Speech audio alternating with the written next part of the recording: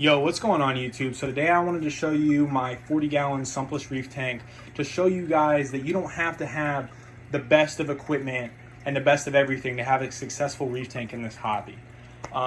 So first, let me run you through my equipment really quick.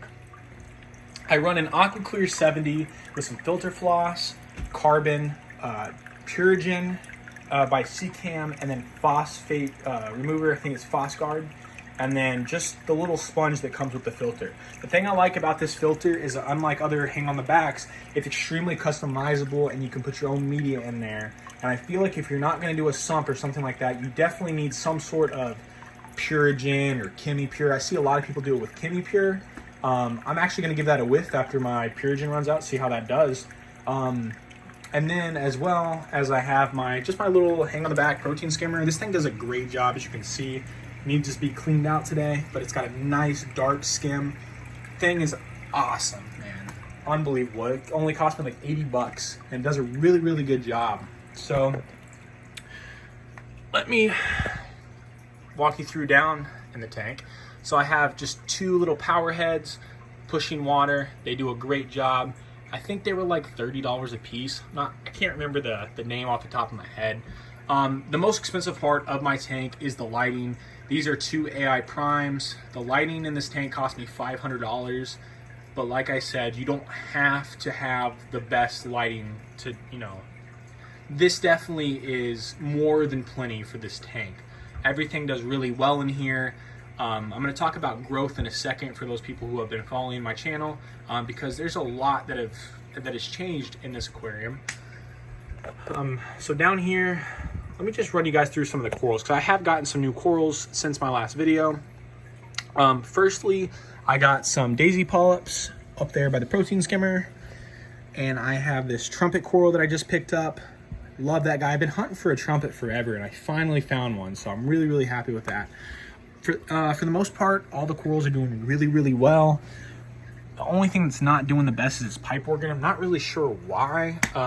I've been doing water changes on this tank, and nitrates stay 10 or less, which, I'm not a firm believer in worrying about nitrates a ton. If you can keep your nitrates 10, maybe 20 max, but really what you should look for, are the corals happy? Are the corals doing good? If your corals are opening and they're growing, then why stress yourself out over something like that?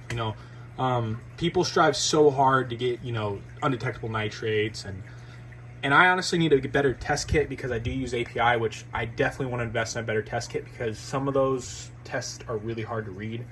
But everything in here is growing and it's doing well, so there's no reason for me to stress over it. The green star polyps aren't open right now because I had to move some stuff around since I got some new corals. Like for instance, I didn't want the Duncan super close to the hammer because that could be a problem later on. So I just moved some stuff around. I moved my yellow polyps over here in the corner where they're getting more shade, and I think they were getting way too much light, and their polyps are actually starting to open more, being over there. So good sign for sure. GSP, like I said, it just got moved. It's not too happy right now. One thing that's really taken off, that Paulson Xenia is doing phenomenal. Super happy with the growth on that. Like I said, I'm gonna have to keep an eye on it. Nothing's really taken off like a weed. It's not even attached to the rock. It's actually just attached to a little shell, and it actually hasn't detached to the rock yet. With that GSP though being there, I'm really gonna have to keep an eye out to see if stuff starts growing like crazy. My Kenya tree, I actually cut this off a couple months ago because I thought it was dead. I would say about 5 months ago, and the growth on this is insane. It just recently started growing back, and it's growing so fast. I've never had luck with Kenya trees, but it's taken off. And all I do is weekly water changes, guys. I just recently went to 5 gallons a week. I was doing 10 just because the tank was starting to see a little bit of a nitrate problem, probably about 40. Because all I was doing was dosing. I was really never doing water changes on the tank. And then once I started doing the water changes, my parameters stay in check, my nitrates stay low, my phosphates stay low with the help of PhosGuard.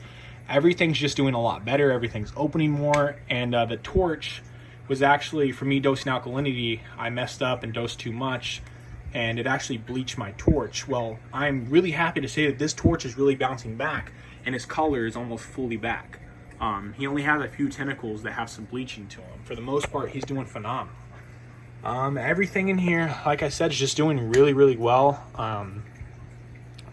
My next investment, I do want to get an auto top off. I think if you guys do have a nano tank like me, an auto top off is definitely beneficial, because what happens is I get lazy, not gonna lie, and I don't top it off for a couple days, and then when I top it off, all of a sudden my salinity drastically changes from say 0.24 to 0.25, and as everybody knows in this hobby, consistency is everything. So like today I'm going to top it off. Well, I'm actually going to let it drop a tad bit to get to the salinity I want it, and then I'm going to top it off every single day until I get that auto top off investment that I truly want. And then I'm also trying to buy an RODI system as well. That'll, I think, help me drastically, because I spend, I would say, $8 every week and a half just on water because of the top off rate, because it is just a screen top to allow light to penetrate. And I mean, it definitely evaporates quickly. Also, the thing I was going to talk about with you guys is, if you're going to keep a tank balling on a budget like I do, and you don't have, you know, a skimmer and all that, and all you have is a little hang on the back and a protein skimmer like I do, don't overstock the tank either, because that's where most people go wrong. They overfeed and they overstock. I feed these guys mysis shrimp once a day. So I have my 2 clownfish, my yellow washman is right there, and in the corner, doesn't want to pop out. He's pretty new, I've only had him for a couple days. I have a Royal Grommet back there, and he's doing really well. He comes out, he eats. If you can't get a Royal Grommet to eat, though, you have a problem, because they pretty much come out and eat anything. But yeah, guys, the tank is, you know, maintained every single week. Do a weekly water change. It maintains all the levels. All the corals are growing. If you go back and watch some of my videos, that Paulson Xenia is exploding, and it's awesome to see. Right now, really the only coral I have an eye out for, because I'm really running out of room, as you guys can see, especially when they start growing out, I'm gonna run into a problem if I keep overstocking the tank with corals. Right now I think it's perfect. The only other coral I want is a frog spawn, since I have the hammer and the torch, and he's gonna go on the sand bed. And yeah, I'm just gonna let everything pretty much grow out.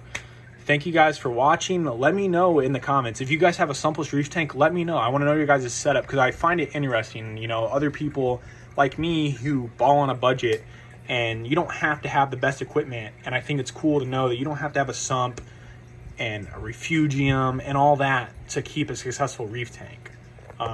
Let me know, guys, in the comments what you think of the tank, and how you run your tank if you do Sumpless. I'm really interested to know about other people's Sumpless reef tanks. There's not really a whole lot of videos on them. So thank you so much for watching. Peace out.